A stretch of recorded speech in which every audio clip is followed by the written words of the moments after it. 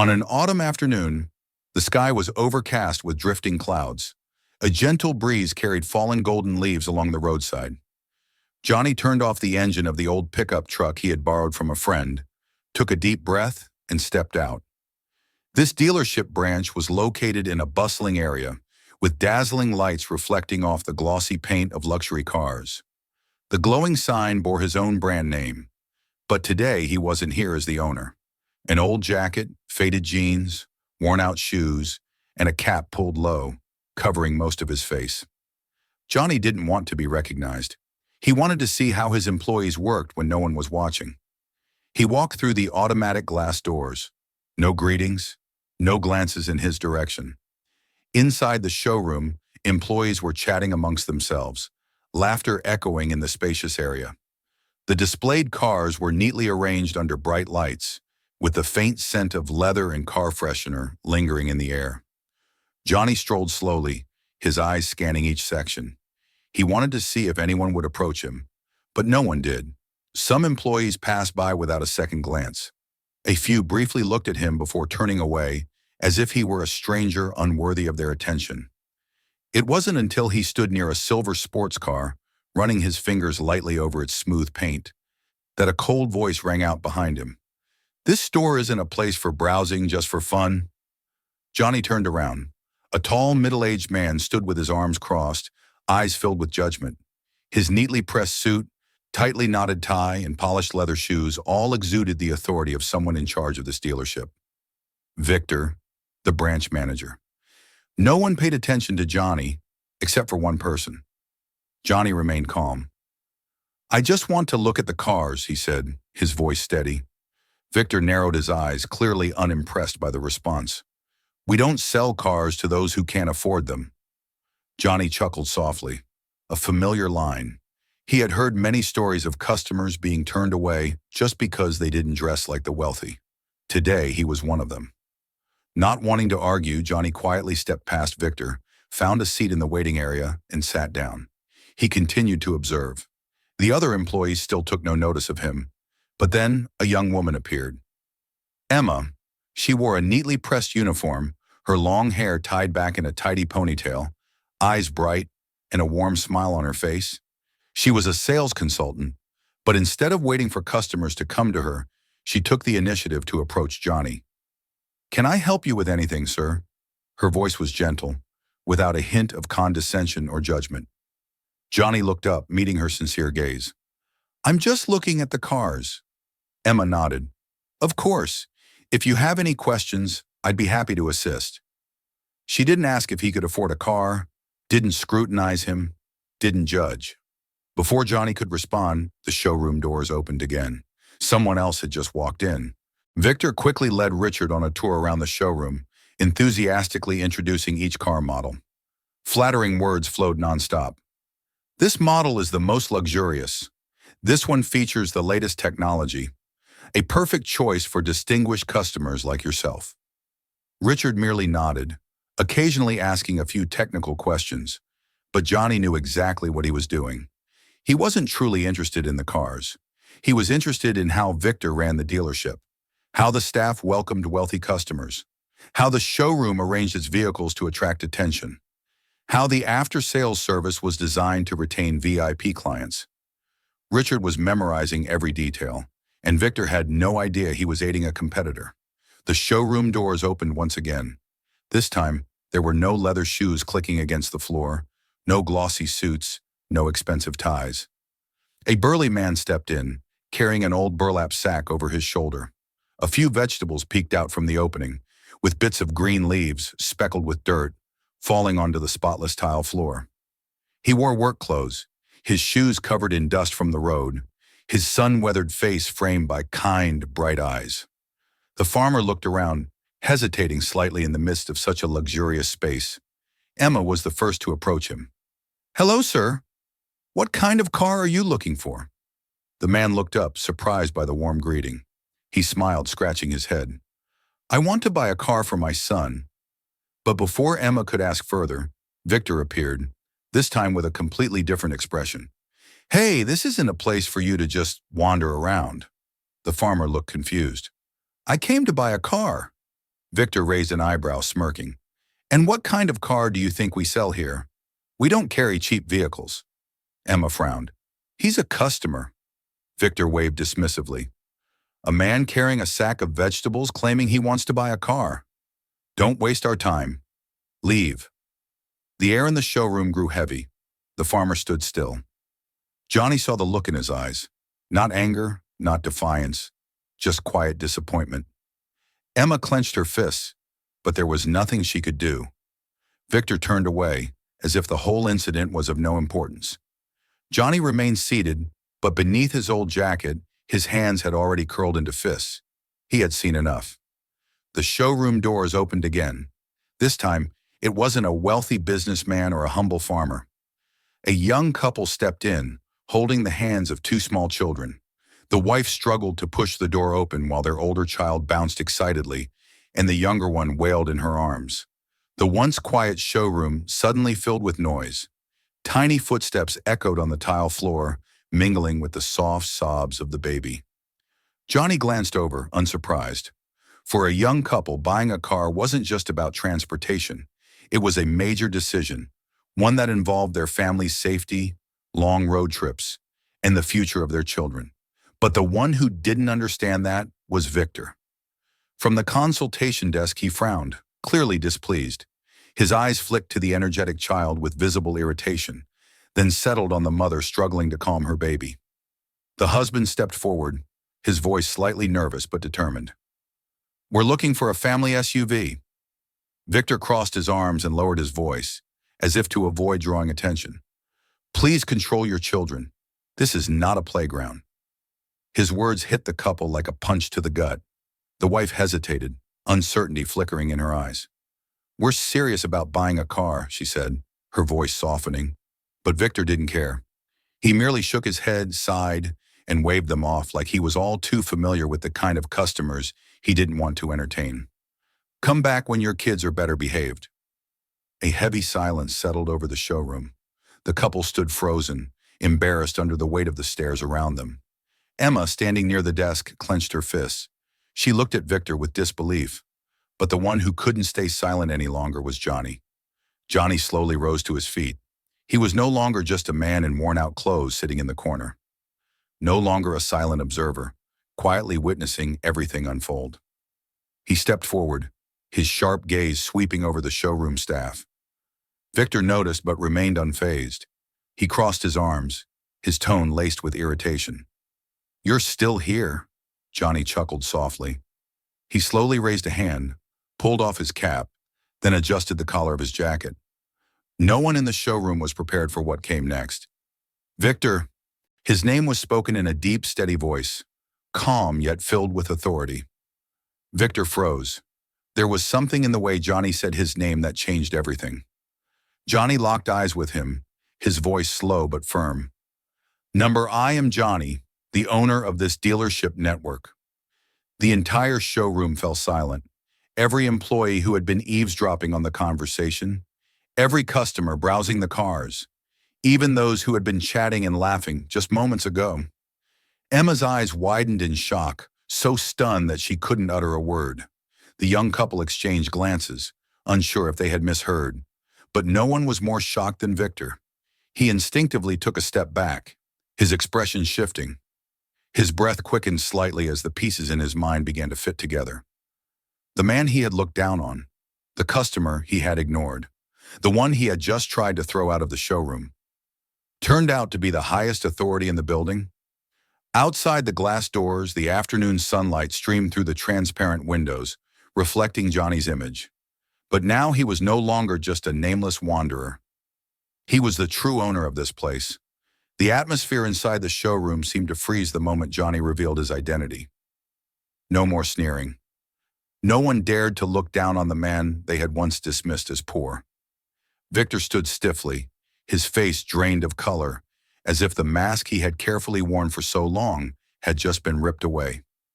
His eyes darted around, searching for an excuse, but there was nothing that could salvage the situation. Johnny gave no one the chance to interrupt. He slowly turned to Richard, who had been observing everything in silence. This guest was treated with the utmost respect, Johnny's voice rang out, calm yet commanding. "But do you know who he really is?" No one answered. No one dared to guess. Johnny continued, "Richard is my competitor. He's not here to buy a car. He's here to study us." Richard chuckled lightly but didn't deny it. Johnny turned back to Victor, meeting his eyes directly. "And yet, you bowed to him." Victor couldn't find the words to respond. The entire room remained silent. Every employee stood frozen, not daring to move. Some stole glances at one another, realizing that they too had judged customers solely based on appearance. But Johnny wasn't done yet. He turned to the farmer, the man Victor had personally thrown out just because of how he looked. "And this," Johnny said, his voice lower now, carrying more weight than anything he had said before, "is a real customer, a man who was dismissed by all of you." The air in the showroom grew thick. Victor looked flustered, but what shook him more was the way his own employees were now looking at him. Some appeared regretful. Others stared at him with doubt in their eyes. Emma clenched her fists, anger flashing in her gaze. She had been the only one to treat Johnny and the farmer with kindness.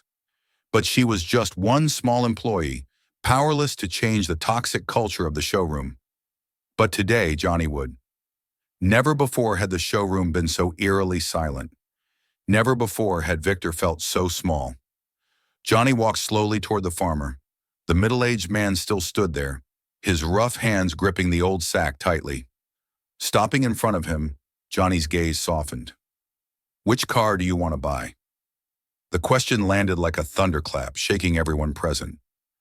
Victor blinked, unable to believe what he had just heard. The employees around them stirred, whispering among themselves, wondering if this was some kind of joke. The farmer flinched slightly. He hadn't expected anyone to ask him that after what had just happened. He hesitated, his eyes filled with uncertainty. "I was planning to buy a luxury car for my son." Johnny nodded, unfazed, but Victor let out a mocking laugh.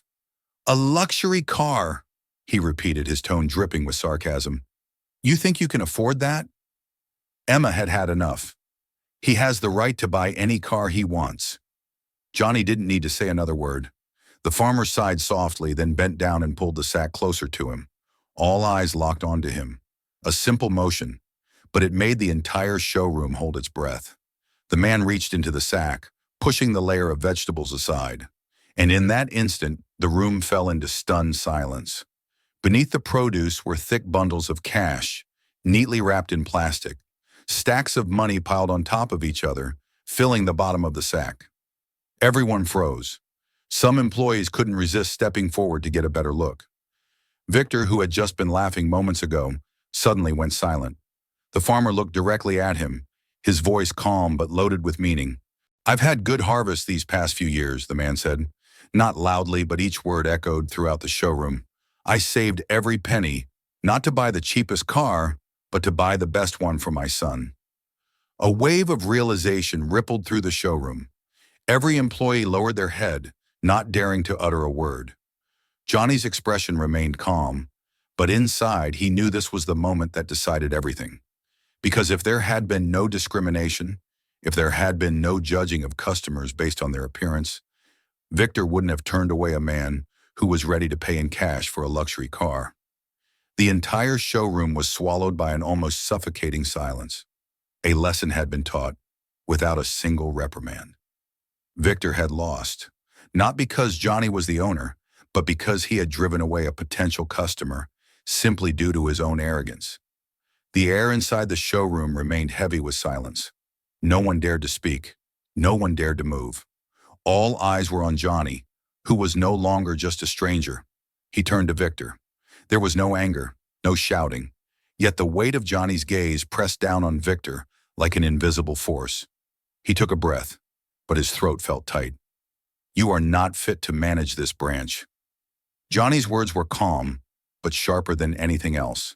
Victor blinked, but said nothing.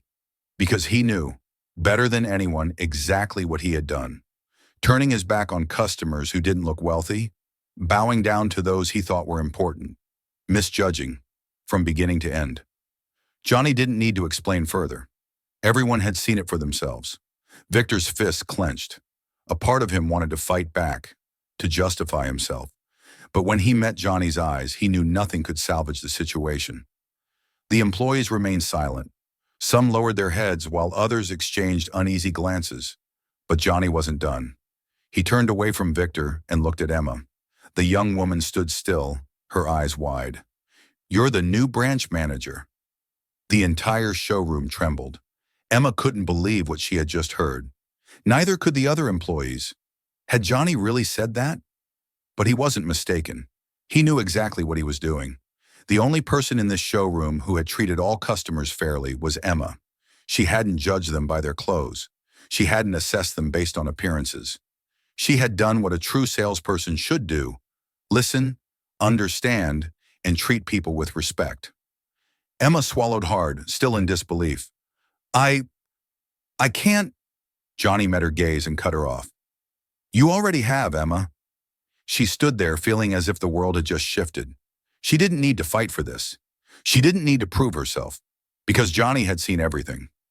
The other employees glanced at each other. Some nodded slightly while others were still in shock, but no one objected to the decision, because if anyone deserved the role, it was Emma. Johnny didn't let the showroom remain in uncertainty for long. He scanned the room, looking at every employee and customer still present. The young couple was still there. The wife held the baby in her arms, while the husband tried to calm their older child, who was still running around in confusion. Johnny walked toward them. "You have the right to buy a car without being made to feel unwelcome." His words weren't just for the couple. They were for everyone in the showroom. Emma stood nearby, tilting her head slightly, waiting to see what would happen next. Johnny turned to her. "We're going to set up a play area for children." Emma's eyes widened. Some employees around them listened intently, though they hadn't fully grasped the significance of his words yet.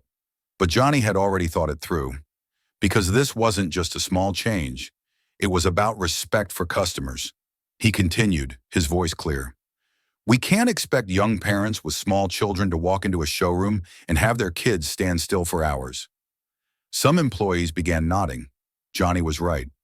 We also can't ask parents to ignore their kids or force them to be silent. He turned to Emma, who was hanging on to every word. "So instead of seeing children as a problem, let's create a space for them." He smiled. "So parents can browse comfortably and kids can play safely." This time, no one objected. In fact, a few employees started to look intrigued by the idea, because after all, everyone had been a child once, and everyone understood. It wasn't a child's fault for being energetic. Emma remained still, her eyes shining with determination. She felt a wave of inspiration surge through her. For a car dealership, even a small change in customer service could make a huge difference. A simple play area, it sounded like such a minor addition, but in reality it could help hundreds of parents feel more at ease when stepping into the showroom. Instead of feeling anxious or worried that their children might disturb others, they would feel welcomed. They would remember this place as one that genuinely cared about its customers.